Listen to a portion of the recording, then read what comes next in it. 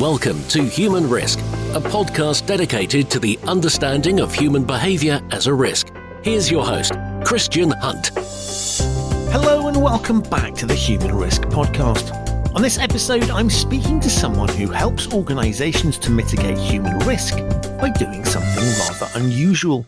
At least, it's unusual in the context in which he does it. Michael Walford-Williams is a risk professional who specialises in how to plan for when things go wrong. In other words, areas like business continuity, operational resilience, and crisis management. And one of the biggest challenges when it comes to being prepared for disaster is that while we can easily predict how machines will respond, for better or for worse, they'll just do what they're programmed to. It's much harder to predict how people will perform under pressure. The same applies to the human components of risk management, compliance, and ethics programs. If a control is dependent on human judgment, then it comes with inherent human risk. Michael helps companies by testing out these human components to see where there might be weaknesses. It's something we're used to seeing in a cyber context, where organizations often send fake phishing emails to employees, but it's not that common in other areas. What Michael offers is a form of ethical hacking, where he goes into organizations and tries to circumvent controls with human components. That might be trying to get a fraudulent invoice paid, or simply tailgating employees to see if he can get physical access to buildings. His work serves two purposes. Firstly, it identifies potential weaknesses in controls. If Michael can get a fake invoice paid, then so can a fraudster. If Michael can get access to buildings, then so can thieves. By seeing how easy it is to bypass controls, organizations can get a better handle on their risk profile. Until you've actually tested the human controls, it's impossible to know how weak or strong they actually are. Secondly, it serves as a valuable training exercise. Just like a fire evacuation drill, it's better to have employees learn what to do or not do by experiencing a simulation than letting them learn from real-life situations. This is human risk management in action. Of course, there are ethical components to the work that Michael does. How far is it appropriate to test out your employees? And what do you do if you discover that they really are the weakest link in your security chain? As Michael explains, we also have to think about what impact the exercise will have on those involved in it. If you think you've been tricked by your employer, that you're somehow not trusted, or that your employer is prepared to deceive you and therefore the organisation is unethical, the exercise could actually make things worse. So the expertise Michael brings isn't just about testing the proverbial fences. It's about planning exercises that don't cross ethical lines, and then using the information gleaned from them sensitively and intelligently. Now, I know Michael from when we worked together a few years ago, so I knew that when I asked him onto the show that he'd have some fascinating tales to tell. As you'll hear, he didn't disappoint. So please enjoy my conversation with Michael Walford-Williams on ethical hacking of human controls. Michael, welcome to the Human Risk podcast. It's great to be here, Christian. It's an absolute pleasure to have you here. Look, you and I go back some way, but many of my listeners might not know who you are. So can you give them a little sort of pen portrait as to who you are? Okay, sure. So I am a risk management consultant. I've been working in the field of various things around the in the risk world for a while now. I'll carbon date myself by saying that it's at least 15 years. And what I've specialized in is risk in terms of planning for disasters and managing them, so business continuity, crisis management, risk of third-party risk management, and that includes sort of financial risk from third parties, cybersecurity, risk of failure from them, and some compliance programs as well around those areas. Work for large companies, some of the largest banks out there, but also some startups who are fintechs, people who are just sort of getting into and technology companies as well. People are just sort of starting out on these journeys as well, but still, need the risk things in place. More recently, as a consultant for the past sort of 7 years or so, but all in and around that kind of area. Fascinating. And one of the reasons I really wanted to speak to you is I think you're doing something really interesting, which is taking logic that we all understand from the cyber world, which is this idea of sort of penetration testing. So rather than just making theoretical presumptions about what might happen, people actively go in and try to break systems. They try and persuade users to do things that they shouldn't do and test that out. And it always struck me that that was something you could also do in the real world, rather than just assuming about how people behave. And amazingly, that's actually what you do, is you go in and try and test things out. So rather than building control frameworks that operate on a theoretical basis, you go in and actually try these things out and see what happens in the real world. Yes, that's right. So people have been familiar with this concept, and as you said, in the technology space, in cyber security penetration testing and things like that for quite a while. I've been testing that, but there has been a bit of a big sort of hole on the other side of things, which is what about the processes? What about the things that are not technology, but potentially expose your organization to risk as well? So what I've started doing is devising some testing for those elements, which is based on the fact that a lot of the work has been setting up these kind of processes and risk controls and frameworks, etc., to make sure that things don't happen. But on the other side of those, and saying, well, people are hiring me to say, can you come in and try and break our processes and frameworks, and can you try and make something happen that shouldn't happen? So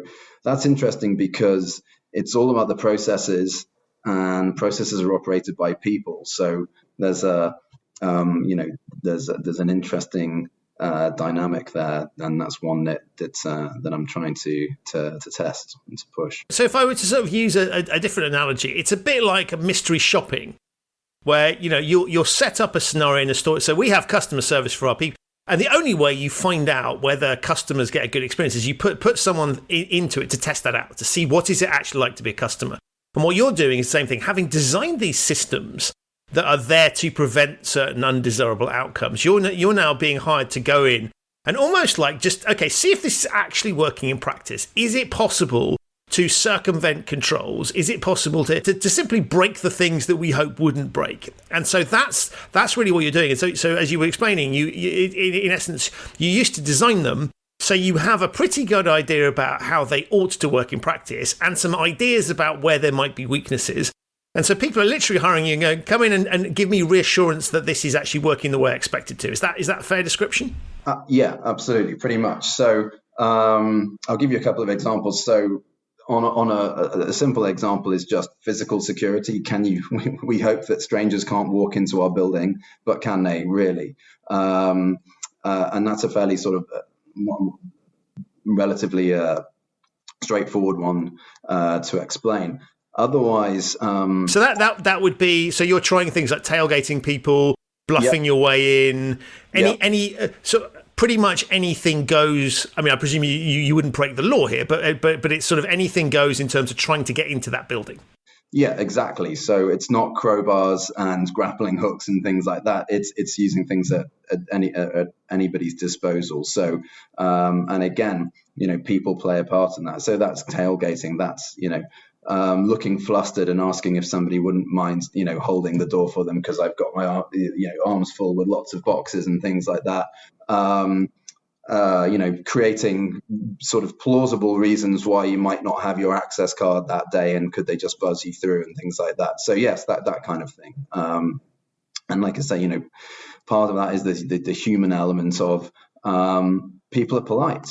People want to help other people who look like they're, having a bad day or in trouble, or just, they want to be generous. But, for a lot of organizations, they have, whether they have large security teams or not, either way, their people, their staff are still all part of, their security defenses, and people speaking up and challenging strangers, things that don't look right and don't feel right, is all part of it. It's not just about CCTV and the guards on the front door. Everybody plays a part in that. So that's sort of, where you're trying to test. And with all of these tests, it's about trying to push on the maybe all the areas, but the weakest area where you think you might be able to sort of get through. So the example of that one is you can train your staff to not do this thing. And what you're doing is going, okay, let's just see if that training's really worked, right? So I will then take the theoretical situation that maybe they've seen in a video or they've been warned about in posters, and you're going, I'm going to create a situation, and I set it up in a manner that is realistic, and I find a plausible story, and then just test that out. And so that, I guess, has two benefits. One is you are genuinely testing this thing out. It's all very well saying someone's been on training, but will they do it in the real situation? So it's almost like a fire drill, if you like, for those things. Yeah. The only way you find out whether people have paid attention is what will they actually do if there's a fire? Well, let's set the fire alarms and find out. So you're doing the same thing there. And I guess there's a sort of educative element as well, that if you do get away with it, then there'd be some follow-up for that particular individual. But the key bit here is to test the strength of the defences. Yeah, exactly. So, I mean, a good analogy at looking at one of the other forms of testing that we've done is are all around payments. I've been hired and said, look, we want you to try and get a payment made. We've got various payment systems, paying suppliers, paying counterparties if they're financial institutions and stuff. We want you to try and get a payment made, a large one, to somewhere that it shouldn't go to. We have, and to your point of they've got the controls, they've got the frameworks and everything. We can see those. They are written down, these flow charts, which say, you go to stage A and you need two pieces of information. And then if they've got both, then you go to stage B. And if it's, above this threshold, you need two authorizations. If it's below, you need one. If they want to change details, it says go to B or go back to, these kind of flow diagrams. You can see it written down. And to use, a good film analogy from Apollo 13, where they say, don't tell me what it's designed to do, tell me what it can do. These people are saying, yes, we know it should work, and we know it works most of the time, but can it be broken, and can you do it once? Because often once would be enough. One single breach of a significant nature, reputationally for some of these firms out there, could sink them. So they don't want it to ever happen. So they're saying, look, come in and try and do it. And we'd rather fail in the test than in real life. So an example for the payment thing is you'd be making phone calls to people in a way that a fraudster would to try and get these things activated. And so you're in. I mean, it is literally ethical hacking. Yes. But ethical hacking of humans and systems, and so you're deploying the same sorts of techniques that we see, con artists deploying on individuals. You're going into the organisation and going, right, how can I socially engineer the people within the organisation to do the thing that they shouldn't do? Yes, absolutely. So, I mean, I should say that obviously clients, there's some pretty firm rules around it. Everybody's under NDA and all of this kind of thing. But usually only a couple of people who, are in on it, and, the rest of the people, the employees aren't, and, they behave how they behave. But I'm not a cybersecurity expert. I'm not hacking things, anything. I'm just using tools that are available to everybody.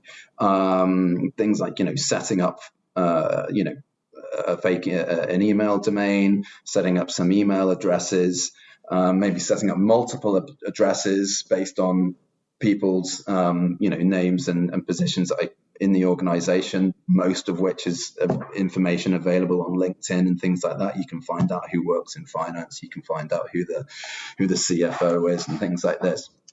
Creating things like that, creating a false email chain, emailing from one of these fake accounts to another one that then comes to, from the supplier sending an invoice to somebody within the organization who forwards it on to the CFO, who then pushes it down to their finance team and then says, look, this is quite urgent. Can we get this one out of the door today? So, and then, things like, because it's all about, as I said, you can see these processes written down. It's always about finding the checkpoints that should be there, and there are controls that should be operated, but those controls are operated by people. So can you put pressure on those people? Can you put pressure on the control to make them bypass it, to make them not operate it in the way that they should? They need two authorizations. They've got one. Can we just go with that? And other techniques are just using phone calls. You can either use easy to buy another SIM card and things like that, whack that on an email signature, pretend to be whoever you want if you're reasonably confident that the person you're speaking to might not know the person who's calling. Pretend to be someone, say, we sent an invoice in yesterday. It's really urgent that this is paid. I've already spoken to, your boss's boss or something. And, you quote the name of the CFO. They said it would be done today. You can start getting, again, within reason, but start trying to apply pressure on essentially the people who are operating the controls to see if you can get them to bypass them or to push something through that shouldn't go through. And so are you going in to look at things that people know or think there's a weakness in, or is this people calling you in to say, I think I've got this sorted, but I just want you to make sure? What's the sort of balance of why people are calling you in? I think the main reason is peace of mind and more certainty. So I think the people who are generally like, I think everything's going fine. I can see people operating these processes and they're going fine day in, day out. And I think that generally the right things are being done most of the time. But am I 100% certain that this kind of thing could never happen? No, I'm not. And I'd like to test that and to know for certain, for peace of mind, that it couldn't. Or I would like to draw out some learnings where I think, actually, if these guys were really pushed, they might not do the right thing. And like I say, if you can, there's a reason why pilots don't train in 747s, they train on simulators, because they get through the crashing phase on a computer, not with 800 passengers screaming behind. So, it's a good outcome for the scenario is where no $250,000 doesn't go out to the bank, the company bank account to the one in the Cayman Islands that you've set up for the purpose of the exercise. It doesn't do that, because then it sort of like points to really significant problems. But if you get past stage 1 and maybe stage 2, things go a bit further than they should, or people had to think about it or second guess, and it took them a while to kind of raise the flag that it wasn't right or something like that. So you draw out some learnings, and then you can, on the back of that, say, look, this was a test, but people do try this, and this is it. And what you should the result of it should not.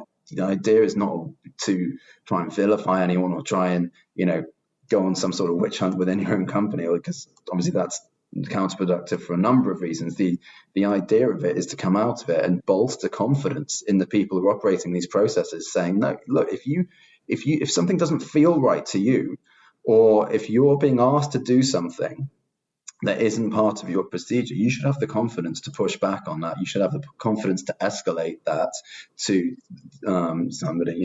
Nobody's too busy to come and just double check something, that this is actually from the CEO of supplier X, who said he's already spoken to the CFO at our company.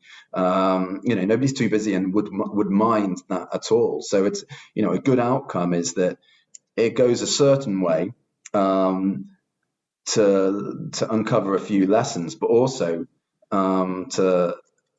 to give people that confidence to say, look, you're all doing a good job here. You should trust your feelings, and you shouldn't be pressured into doing anything that is off script. And this is proof of that. So next time they'll probably be more pushy up front and say, no, absolutely not. I'm not doing it. This has to go through X, somebody else.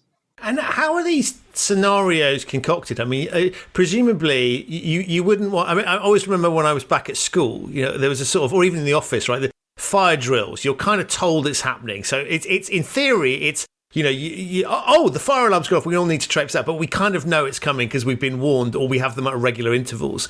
And what you're really trying to do here is to move away from the look. What do people in theory do, but to find out what they do in practice. So presumably you need a reasonable amount of latitude to be able to kind of do that. And clearly the element of surprise is a key component of this as well. Yes, there's a number of ways to do it. There's the way which is to say there's a test coming, and at some point, and you don't say on what day. And then there's another one where you just don't tell anybody, and you sort of drop it in. So I think in terms of the planning element, you're trying to plan something that's realistic, that is within the norms of the sorts of scenarios and business scenarios that people are used to dealing with day in, day out, but it's just got a bit of a different flavor to it. But yeah, I think personally, I think the better ones are the ones where people don't know about it. It feels sometimes a bit sneaky, and people don't like that if they feel that that bosses are kind of playing dirty tricks on them and trying to catch them out. But I think if it's done in the right way, and particularly the end, there's always, and some of these ones which have been very completely cold, there's been a sort of reveal at the end, which has been across kind of when Jeremy Beadle comes in and takes his beard off, and everyone goes, "I knew it was you." Even when they didn't know, right? They go, "Oh yeah, right." I've had moments like that, and sometimes they won't have seen me. I'm external. I'm not known to them, so they don't know my face or something. But I start speaking, and then they go, "Oh, it was you on the phone." One of the good ones actually was when one of the people that was trying to put pressure on to make a payment said, "Look, the reason why I escalated this eventually, and it took a while, was that the person you were claiming to be, you sounded a bit too polite. They're usually not that nice." So that's good. It didn't feel right. It didn't smell right. So it's a good outcome. But yeah, in terms of sometimes it's a big reveal. But one of the things that in my company, that is sort of a bit of a motto when it comes to any kind of testing, whether it be crisis management or this kind of live simulation testing, is that if it's not real, then what's the point?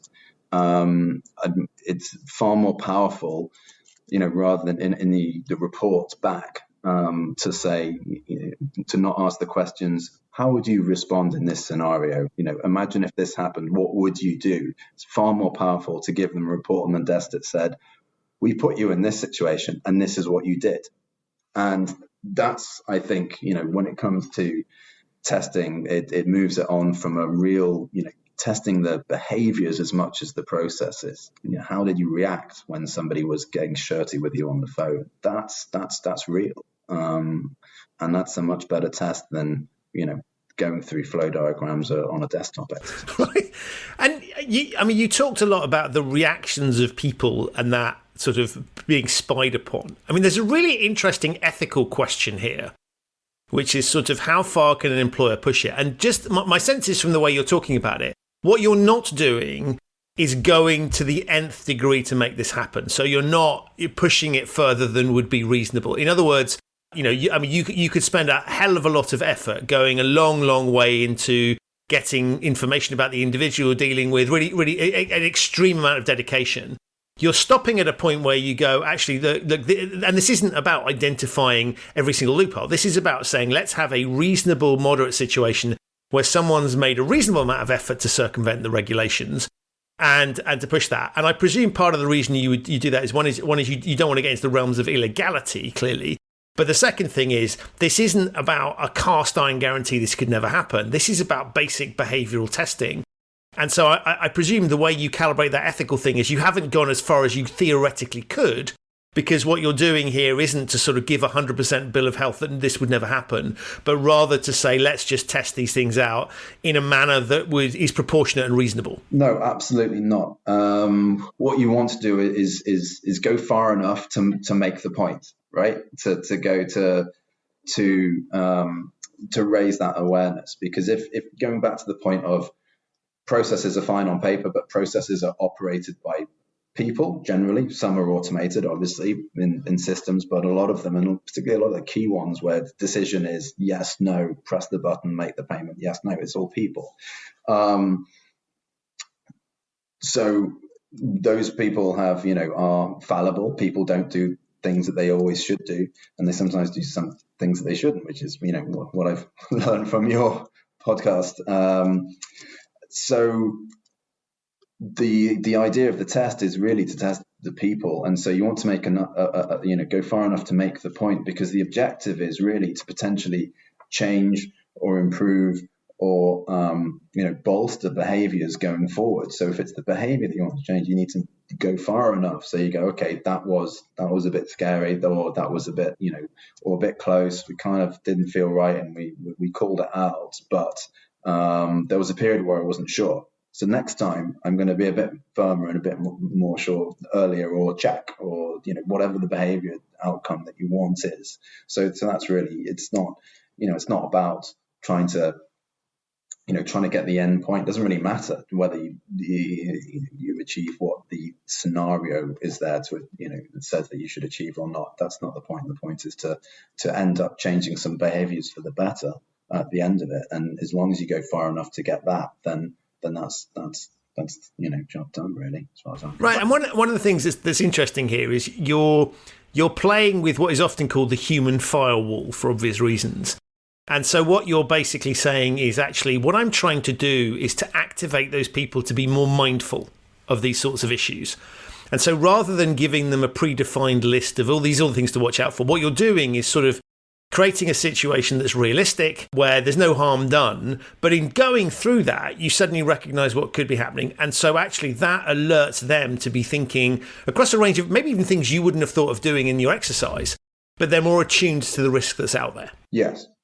That's, ultimately what it's about is, the better understanding people have of the risks out there, the fact that these things do happen, and, payment fraud, particularly on suppliers, is more common than you would think. A lot of companies don't like talking about the fact that it's happened to them, which is possibly why people aren't as aware that it's happening as much as it is, but it does happen. So I think,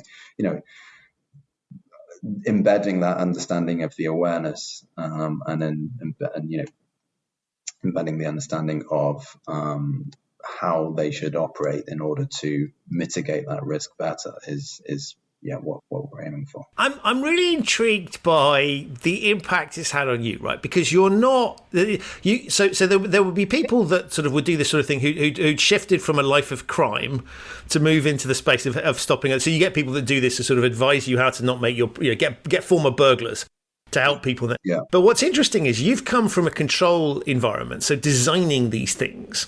Yes. And you've now flipped across into that space. I'm really fascinated by how you found it, because it must be interesting putting yourself in a position where you're doing things that are wrong, and you're doing it for good reason. Mm-hmm. But how does that feel, and how do you train yourself to be able to do that? Because to put it very simple, I think I would struggle, because I'd be sort of giggling or giving the game away. So I mean, in essence, you're having to act, and that's quite hard work. How did you find that transition? So it's the first part of that. I found it really, really interesting and quite, quite exciting in a way, in terms of how do you try and break these things? Well, it's like, if you've been the person who's been designing, setting them up, operating some of these processes, you kind of know where the weak points are. You know where the bodies are buried, if you like. So you go straight for those. So I'll give you an example. So worked at a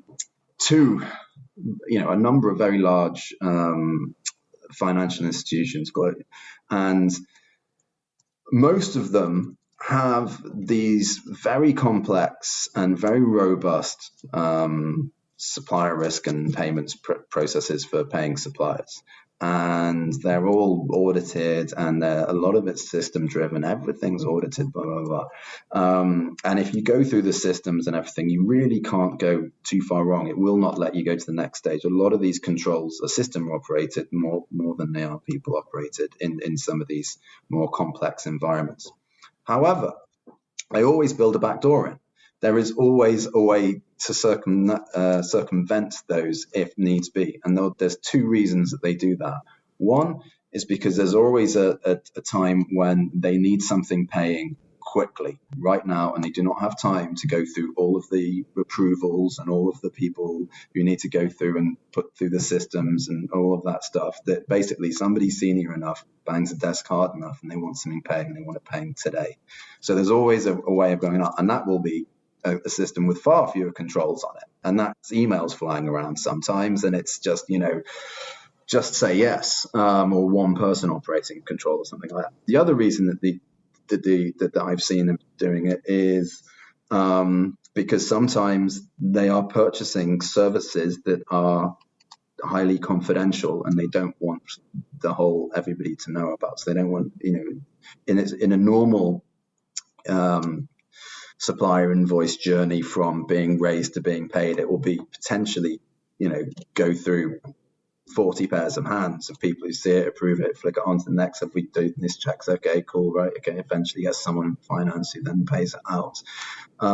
Risk checks have been done and blah, blah, blah. Cybersecurity, you've looked at it. Everybody's looked at it. But sometimes the confidential projects, sensitive matters within the company, they don't want all of that. So there's a backdoor built in which says, yeah, but sometimes we do stuff off system that's just, kind of it. And again, if you get this person's say so and that person's approval, you just do it. So those kind of things, having been on the inside, I know that they exist. I know that those backdoors are there. So I'll go and try and knock on those first. It's an awful lot easier than the well-designed, audited, system-based processes that are in place. So it's literally going through the back door rather than the front door, and you happen to know where those back doors might exist. Exactly, yeah. And I'm not saying I'm going back into companies I've worked in, but I'm just saying that they will have something like that. A lot of companies will do that, and so you can start to know. I'll play around in that area, and I'll send out some speculative emails and see what happens. So that's, and then in terms of how does it feel? It's like I guess the inference there is do you feel bad or about doing these kind of things? And I think it's really interesting. I quite like the, playing a part element of it. You said you've got to act, and yes, you do. And, will potentially, within my company, Westbourne, we're looking to sign up actors onto the books who we can use if we need to, because they are good at this. And a lot of it is confidence, ringing up people and putting pressure on it. And actors don't usually struggle with confidence. So, also true of some people in banks as well. Yeah, exactly. Some people in banks. So I quite enjoy it from that, and it's just the challenge of it. How far can you get? You can actually get £20,000 pounds out the door into the wrong place, and it's a bit of a challenge, and it's different as well. So it's interesting. And how has that changed your perspective on the outside world, right? Because you're involved. Does that make you? What are you now looking for this stuff everywhere? Because one of the things I found about behavioural science is, once you start looking at the world through that lens, right, I'm constantly going, what's going on here? I presume, are you now much more alive to these things or were you alive to them anyway, given your job, in terms of, environments that you're involved in personally as opposed to work? I guess I'm not always looking at, every time I go into a shop or something. I didn't mean that you were setting out to commit fraud, but but presumably you're kind of looking at how do they do this and sort of paying a bit more attention to that. Yeah, definitely. So, in terms of my dealings, if I'm a supplier to somebody else, then, depending on how they interact with me, I sort of might go, oh, well, that was pretty easy to get onto their books, and you just send an email and they'll start paying stuff. And so there's definitely that element of it. The physical security element of it, taking a bit more notice of that when you go into offices, buildings, things like that,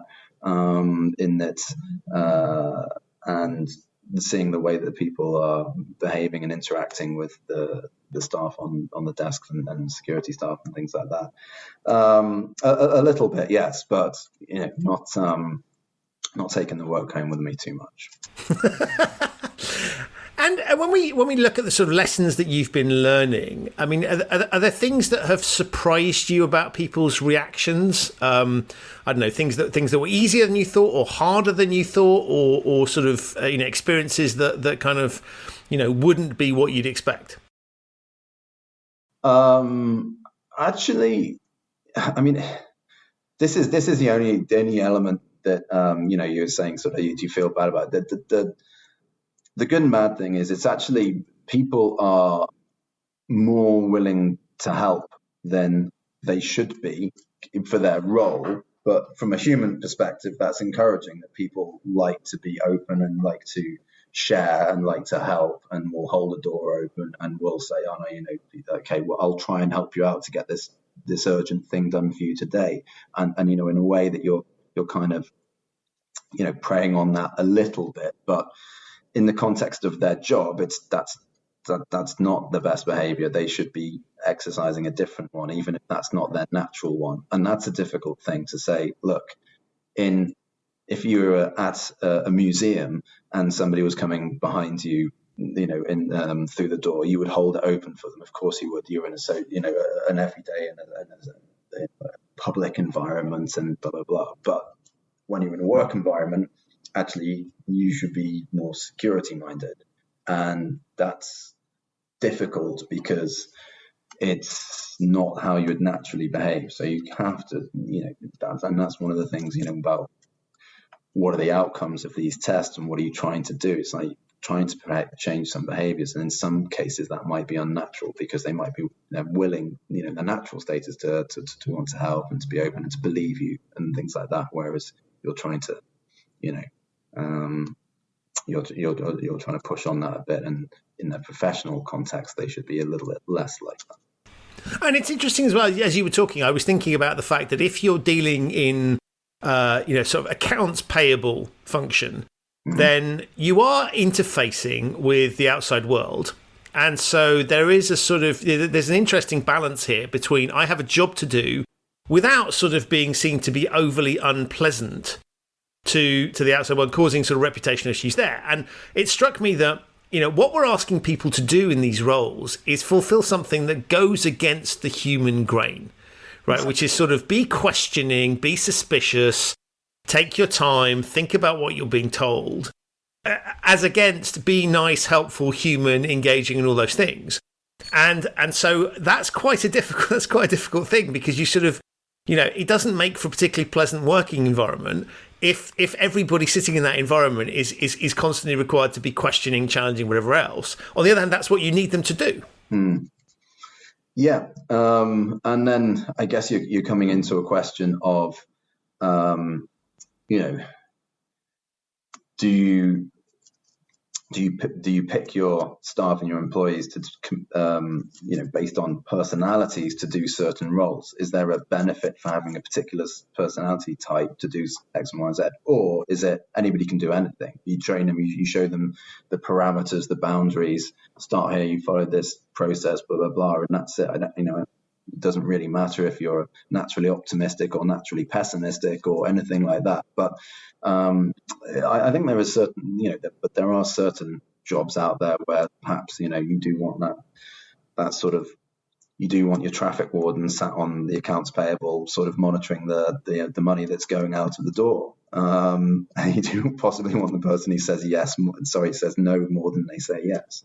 Whereas you want the smiley, yeah, we can do anything, let's just all go for it, and the world's our oyster sort of person going out and doing sales. It's maybe that, and maybe there's just a natural, people sort themselves out. People with those kind of personality traits end up in those kind of jobs because they find it easier to do them. They find it difficult or uncomfortable to do the one that goes against their personality trait.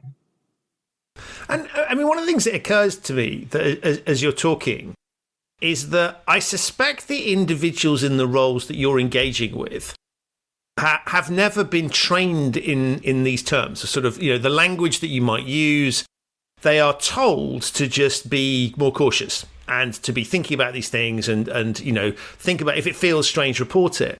But what's fascinating is when you think about it in terms of anybody that's customer facing, by which I mean, for example, a receptionist that you came to speak to. they will be taught. I'm not saying they'll be sent at charm school, but there's a certain amount of this is how we engage with. This is the language we use. These are the processes we follow. This is how we make people who are coming to our buildings, who are potentially clients, feel valued and cared for. So it's a front of house service, if you like. And in those cases, there is emphasis placed on these things. But it's interesting when you talk, because it sort of occurred to me that actually one of the challenges of doing something that comes unnaturally is that we don't necessarily always have the right language and the right way of engaging. And so actually coaching people in this is how you can say things confidently without being rude could actually be quite helpful. And that we should be equipping, we shouldn't just assume that every single person is going to find it easy to be questioning or to find, and therefore giving them a language and a way of communicating, I think could be quite helpful. Because it's asking a lot for somebody to go against the grain of their natural human behaviour. And so even if you're someone that's minded to be suspicious, that doesn't necessarily mean that you can speak up.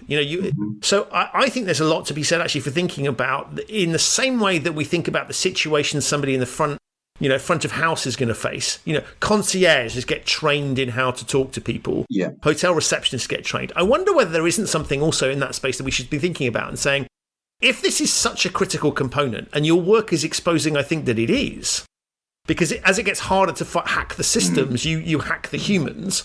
I think this could be, I don't know what you think about that. So it seems to me there's room there to be thinking in those terms and really equipping those people to be the best they possibly can in that sphere, which isn't just about saying be more cynical. Exactly, because I mean, it's got to be positive. Everything's got to be positive. If this becomes a negative thing, then it's just not going to work. It's not going to benefit anybody. And I think the people who are starting to do this are genuinely progressive thinkers, because they're moving things on in terms of what they want to test and what sort of levels of insurance they want to get about their processes and their people and things like this.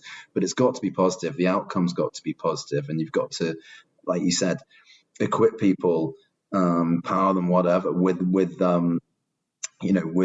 better tools if that's what they need. And I think a good example of this is similar to what you were touching on there, is on the back of the one of the physical security breaches scenarios that I did, which got a lot of attention, just FYI, because the reports that was put on various people's desks right up to the CEO was not like very few words and an awful lot of pictures that had been taken, inside the building of various things that they shouldn't have been able to see, which really focuses the mind and say, right, what do you need to do? So one of the things we were saying, look, you're holding doors open to people and all this kind of stuff. It's a nice thing to do. You can still be nice though. You can challenge, and here are some ways that you can challenge people and say, hey, look, can I get who are you looking for? Can I get them for you? Would you like a cup of tea outside of the barrier area? Can I get you a drink or something while I go and find the person that you're looking to see? I will bring them to you, sort of things like that. But it's like, there's a line on which you're not going to cross, like quite literally in the case of getting into buildings. But there's nice ways to do it where you don't have to sort of be an awful, horrible, sort of cynical person. You can do it in nice ways. Hey, how can I help? Rather than, this person doesn't look familiar. I don't know why he's kind of hanging around here, but I'm not going to say anything because I don't want him to feel uncomfortable, or that I'm putting him on the spot, or like, what on earth are you doing here?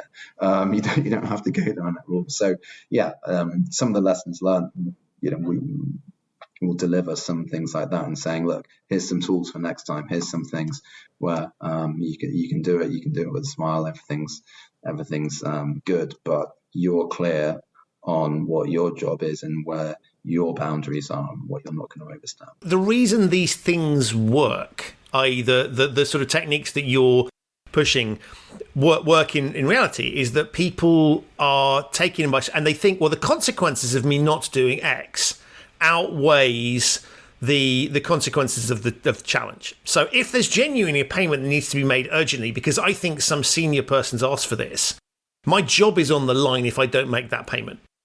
And so that's a massive pressure. So the incentive on you, it's not because you're sitting there going, how can I do something? So there are people in organizations that want to commit fraud, but the average person is trying to do the right thing.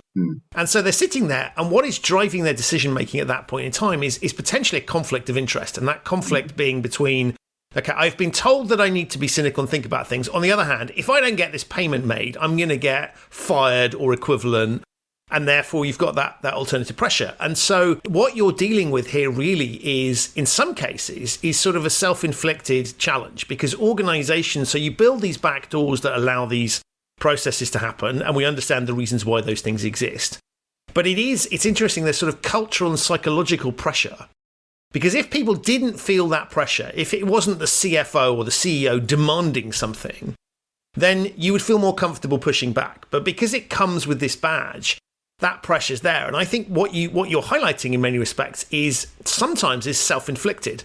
Because if the organizations didn't have such a deferential hierarchy, where it was okay, actually it didn't matter who it came from, right? You're still going to go follow due process. That would lead to better outcomes. So there's an interesting challenge here around, why is this happening? It's not happening because you're generally employing people that are incapable of thinking for themselves. Because if they are, they shouldn't be doing the job in the first place. But there's quite a lot of cultural angles to what you're picking up here, and I'm assuming that some of that comes through. Is if you ask the people, why did you do it? It's not because I wanted to screw up. It's because I felt I needed to do this for some other reason. Absolutely, and that's the huge benefit from doing these exercises is that after you've done those, you get two things. And they said, I wasn't sure because I didn't want to not do something that was being requested by my boss or by somebody senior, and I wanted to help them and get it done quickly and things like that. And I didn't want to, I thought it might be detrimental to me. I might be worse off not doing it. After this exercise, you say, no, we will never be annoyed with you for escalating something for holding something up because you are following the proper procedures. Nobody's ever going to be upset with you for doing that. So you shouldn't have that kind of doubt that something bad's going to happen unless you sort of fulfill the request really quickly. So that's one good thing of doing this. The other good thing is, and it's a bit of a sort of fringe benefit, is that after you've done this once, there's another thought process going on in that person's mind when they see something that may not look 100% legit, and that is, could this be a fraudster? Yes, it could be, but maybe somebody just wants something done quickly. Or is it my boss pulling another one of these, sort of these funny scams again against us? Because I know he does that. Right. Because they've done it before. So that's another thing. It's like, is it another test? And so I would want to look good in that test by not doing the thing that I shouldn't do, if it is a test. Right. Yeah, it's exactly, it's sort of like if you've been pulled over for speeding, but not that I would ever do this or you, but hypothetically, right? Any vehicle that might potentially be a police vehicle suddenly gets a slightly different treatment as you go on. So there's that knock-on benefit, not just for the control itself, but actually for the individual behaviour. But I mean, it also occurs to me that to your point, if the message coming back is the reason that I approved this was it came from it was a request from the CEO, let's say, is that there is a message there to the CEO that says, look, your culture is one where people make the presumption that that's the sort of rushed order that you would issue. And you need to make it very clear to people that's not how they operate. It reveals, if you like, how they see the organization. And so if the narrative is the only reason I did it is because it came with a senior person's name attached to it, well, that tells you how they perceive that and the sort of culture. So you're testing not just the controls, but you're getting some really interesting insights into some of the drivers of corporate culture. And an organization that had a very strong control culture, you would say that would supersede, I don't care who this request has come from, I'm going to follow due process because that's what I have to do. If you've got a culture that is sort of we are scared of people at the top of the organization, here's a really interesting unintended consequence, right? You will get all the stuff done people will do what you say, but if they think it's come from you, that can have negative consequences. So here's an example where your command and control North Korean structure can cause you massive problems from a risk management perspective. Exactly. And as you said, in terms of the unintended consequences, somebody could have brought you in to test their payments processes and potential frauds against them. And what you end up with is a finding that points to, well, they did that because they acted out of fear. They acted out of fear because probably because of past behaviors of people banging desks and sort of pushing things through and being aggressive in the past. And you end up with we need a culture change program to deal with this. We need to look at the way that we are operating as an organization. If that's people are, like you said, following anything that comes from the senior people, but that means that they will literally do anything if somebody shouts at them loud enough, which is probably not good for any organization. Right, because it's a sort of illusion of control, right? If you took a sort of North Korean system where literally you just do exactly what you're told, and there's no questions, and no questions are ever tolerated, then that looks very efficient, right? It's stuff happen. When I say things happen, right? That feels really good, and I have a full handle on things. But there you go, right? The flip side of that is that stuff happens when they think it's being said in your name, and there is none of that sense of chat, and that's really hard to unwind. And I think what's interesting about the work that you're then doing that's uncovering these sorts of things is it is revealing something that would never come out by other means, precisely because of the nature of the problem, right? So if I'm operating in that sort of North Korean environment, then I'm probably not going to say anything about it, right? Because that would not be a smart thing to do. So what's interesting here is you're getting some insights, and back to your point around how we would like people to behave rather than how they are likely to behave. Yeah, is you're testing that thing out and revealing that particular piece. So it's insights, as not just sort of useful, interesting insights that you pick up alongside the main objective, but it's actually insights that may not be available by other means. Yes, exactly. But as I said, people who are doing this are less likely to be in that sort of environment, otherwise they wouldn't ask you in. Maybe less likely to it, but it's quite a brave thing to do, particularly if you're really, depending on how structured the scenario is and how much or not you're willing to let someone like me completely let loose on this. It's kind of opening a door that maybe you don't want to open. Maybe you're going to ask questions and you're not going to like the answers, because if you have a genuine testing real behaviors, and it's a little bit unscripted, it's not completely unscripted. It is all, we'll go through it in advance and work out how it's going to play out and everything. But to the people who are active players in it, then it's kind of unscripted. Then you have to be open to the fact that some things may not go the way that you want to go. But that's okay, because at the end of it, you're going to be better. And I think it is quite, brave in a way to go and say, right, we will do this. We'll lift the lid on it and we'll see what's there. And then we'll deal with what's there. Whereas a lot of people, and, I've done exercises in the past for other companies where not quite like this, but more like, let's do a crisis simulation of a data center failure or a terrorist attack or something. Right. And it's all very, very scripted, and they're designing the outcome and saying at the end of it, we'll get to here and we know what's going to happen. And that's not really worth it, because you haven't really tested anything. You've just sort of, publicly proven a point or made a statement. You just ticked a box, right? You've ticked a box, but you haven't really, you haven't tested any actual behaviors. You haven't, and so the value that you're going to get at the end of it is extremely limited. Whereas if you're willing to say, no, we'll run this for real, and people will behave how they behave, and at the end of it, we'll see what that looked like, and we'll see what we need to do to get better, then that's really valuable. I mean, it seemed to me that particularly in a regulated environment, right, this is actually a really interesting proposition from the perspective of, the question of, well, how do you know your control framework is effective? And you can talk about auditors and you can talk about people coming in. Actually, this would be a very powerful signal for precisely the reasons you've just outlined, that it is potentially going to expose a whole lot more. But actually, if you wanted to demonstrate to regulators that you were really interested in this stuff, right, and you had it, or other stakeholders, but let's focus on regulators because they sort of loom large in certain industries. It's a pretty powerful signal to go, yeah, actually, we are taking this seriously, and here's how.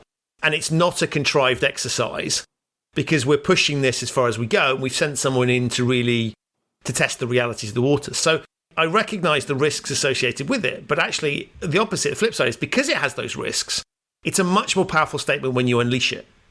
Exactly. And I think, the fact that you've done that, the fact that you've let that happen, is is a statement that you're serious about understanding where your vulnerabilities are. Not, I think I know where they all are and I can tell you what we've done to fix them. It's a sort of, we think we knew, but we wanted to test and make sure. So we got this, this very difficult person to come in and try and push all the buttons and see if anything opens. So it's a strong statement, I would say, to make to a regulator about how serious you are, and that it's the proof of the pudding is in the eating, and we've done it properly. And I love that as a career aspiration. What do you want to be when you grow up? A very difficult person. Yeah. It's like, you're learning as you go, which by default will make you better at doing this stuff. So you'll hone this skill set, and working across different companies, you'll get new ideas and fresh ways of looking at things. So it's all sort of building. Presumably, no shortage of opportunities to look at these things as people start to wake up to this stuff. It is, to my mind, the next obvious place to go when it comes to it. You can test your cyber systems by testing them. You can get machines to test machines in many cases. Exactly. This is a really interesting one because it's humans testing humans. And as we look at the roles that people are going to be doing, those kind of gatekeeper roles that you have humans in for very good reason, start to become even more critical going forward. Yeah, absolutely. And I think, we're definitely looking at what more we can do in this space, how we can do it, and the more real scenarios that we run, as you said, the more we will learn about it. I think a lot of people don't realize that it's a thing, if you want to say it that way, until and maybe and some people who run these might not want to talk about them, perhaps as openly and broadly, and that's absolutely fine. But I think as people realize that, such and such company did this, they found it was a real learning, and they got some good, and they're telling us that they're super, they're pretty watertight because of it, and said that they've gone to the next level of testing and they were still okay. And if they're shouting about that, for example, I think other people will say, well, should we be doing that? And I think, God, what if we ran a test like that? I'm not sure how we'd come out. And then they go, well, I'm curious now. Let's do it. But yeah, like I said, I think a lot of people don't realize that it's a thing. And I guess you can't really Google for it, right? Because you never know who you might come across. Exactly. Yeah, exactly. So there's an element of being a bit under the radar on it, but I think the more people hear about it, then the more people I think will be curious and say, no, that is kind of where we should be in terms of like the maturity of testing our controls and our control frameworks. Before we close out, and I could keep going forever because I think this is fascinating. If you sort of had to give people one tip for thinking about what they could do internally to at least start to try and think about this topic, what would that be? I would say just because it works on paper doesn't mean it works in practice. I would say try and think about the back doors, the weakest points, the things that the times 9 times out of 10 we do it this way, but 1 time out of 10 we can do it that way. That's probably going to be your weakest place to start. And then just think about, are things here, obvious to an external third party? Could somebody guess what our accounts payable inbox is, for example? And I will guarantee you that in 9 times out of 10, I could walk into any company and guess that email address within about 3 to 5 goes. Things like that. You can make things slightly harder for people. And then the other thing is just, talk to people about it. So before you don't have to run a test like this to still have conversations with people and say, look, you should always trust your gut feelings on this. You should always, you should never be feel concerned or be worried to escalate something if something doesn't feel right. You can have that chat at any point. I mean, it's a really powerful lesson learned on it, and it's got more weight when you've been through a scenario that's drawn that out. But you can give your employees the confidence to behave in the way that you want them to behave, even earlier on. Amazing. Well, look, thank you so much for coming on to the show. I think this is a really, really interesting idea. In many respects, it's really obvious. And yet, as you say, it sort of is probably possibly so obvious people wouldn't think to do it. And it feels slightly unorthodox and opening. But I think, as you've highlighted in our discussions, there's some tremendous value in thinking in these terms. And if we're gonna protect ourselves from all these risks, I think this is an obvious, necessary step. So thank you so much, one, for doing it, because I think it's really interesting. But secondly, coming onto the show to share your experiences.